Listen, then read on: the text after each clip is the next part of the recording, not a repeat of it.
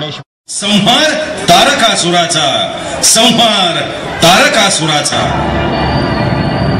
असुरराज तारकासुरानं विश्वनिर्मात्या ब्रह्मदेवाची घोर तपश्चर्या आरंभली होती आणि देव दानव मानवाहूनही बलशाली होऊन केवळ शिवशंकराच्या पुत्राच्या हातूनच मृत्यू यावा असं वरदान प्राप्त करून घेतलं होतं. तो वर लाभताच तारकासूर उन्मत्त, अत्याचारी, अनावर झाला. त्याच्या अनाचार, स्वैराचार आणि दुराचारांनी अवघे त्रस्त झाले. फोफावणारा अहंकार आणि वाढणारा जोर यामुळे आणि प्राणभय नसल्यामुळे त्याच्या अन्यायाचं थैमान सतत वाढत होतं. महासती यज्ञात दग्ध झाल्यानंतर पूर्ण वैराग्य येऊन महादेव कैलासावर ध्यानस्थ झाले होते.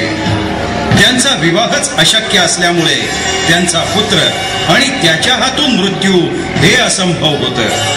त्यामुळे छेव घेऊन तारकासुरानं स्वर्गावर झंझावाती आक्रमण केलं. देव सैन्याशी घनघोर युद्ध केलं. त्यात देवराज इंद्राचा पराजय झाला. देव पक्षाची ताणाताण उडाली. स्वर्गावर असुराचं राज्य आलं.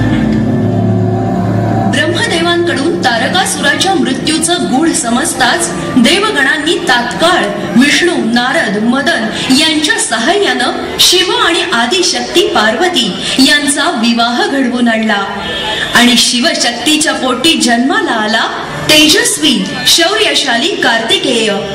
इंद्रानं त्याला देवांचं सेनापतीपद दिलं आणि युद्धाला सिद्ध होऊन आपलं वाहन असलेल्या मोरावर आरूढ होऊन कार्तिकेय मोठ्या आवेशानं तारकासुरावर चालून गेला.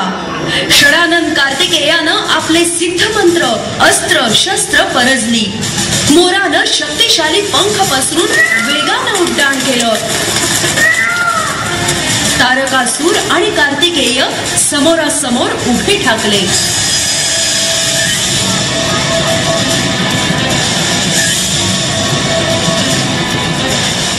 हे उन्मत्त दुष्ट तारकासुरा, तुझ्या पापी राजसत्तेचा अंत आला आहे. मी कार्तिकेय आलो आहे तुझा नायनाट करण्यासाठी. माझ्याशी युद्धाला सिद्ध हो.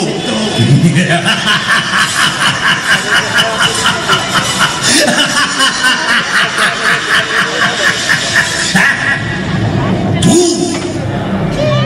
एवढासा अल्पवयीन पोर तू मारणार मला, या सर्व शक्तिमान अजिंक्य तारकासुराला? हो हो, कारण तुझ्यासारखे दुराचारी मेलेच पाहिजेत. अन्याय आणि अत्याचाराचा दुर्दैवी अंधार संपलाच पाहिजे. अंधार संपणार नाही, तारकाही संपणार नाही आणि तारकासूर तोही संपणार नाही. कार्तिकेया, मी अभेद्य असुरराज तारकासूर आहे. बघतो या माझ्या अमोघ शक्तीपासून कसा वाचू शकतोस ते. आणि अजस्त्र रूपात समोर उभे राहून तारकासुरानं एक महाभयंकर जीव घेणं रसरस्त्र मर्मभेदी अस्त्र कार्तिकेयाच्या दिशेनं भिरकावलं.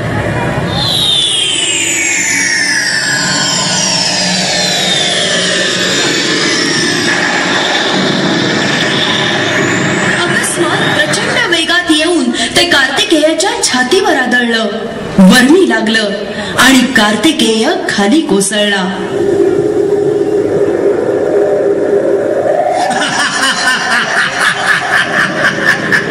तारकासुरानं विजयोन्मादानं गडगडाटी हास्य केलं. झुंजार सेनापती कार्तिकेय कोसळला. समस्त पृथ्वी थरारली. देवगणांचे श्वास कोंडले आणि त्याच क्षणी चमत्कार झाला.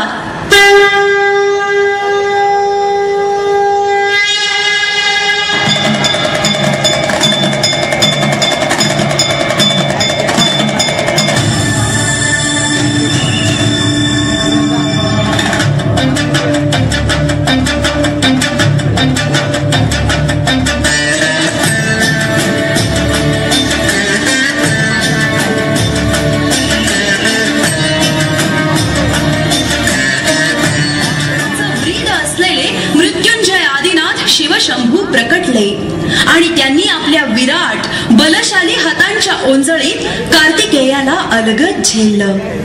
मूर्छित अवस्थेतून त्याला सावध करून ते म्हणाले, उठ कार्तिकेया, तुझ्या हातून विश्वतारक पुण्यकर्म होणार आहे. तुझ्या जन्माचा हेतू परिपूर्ण कर. या अधम तारकासुराचा निपात करून त्रस्त त्रिभुवनाला मुक्त कर.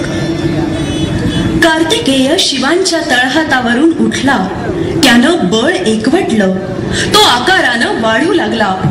पुढे पडणाऱ्या प्रत्येक पावलानिशी मोठा मोठा आणि विलक्षण बलशाली होऊ लागला. शिवहस्तावरून तारकासुराच्या दिशेनं त्यानं वादळी वेगानं फेकलं अतिविदारक अपार संहारक अग्निकल्लोळास्त्र.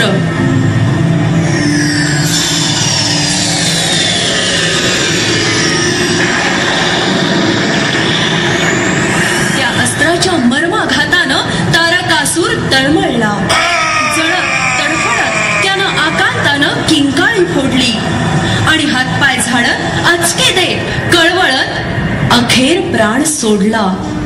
त्याच्या हाल अपेष्टातून आणि दुःख दैन्यातून सर्वांनाच मुक्ती मिळाली आणि पुन्हा एकदा स्वर्ग लोकाचं राज्य लाभलेल्या देवगणांनी हर्षभरानं कार्तिकेयाचा जयघोष केला. तारकासुर निर्दालक देव सेनापती शिवपुत्र कार्तिकेय की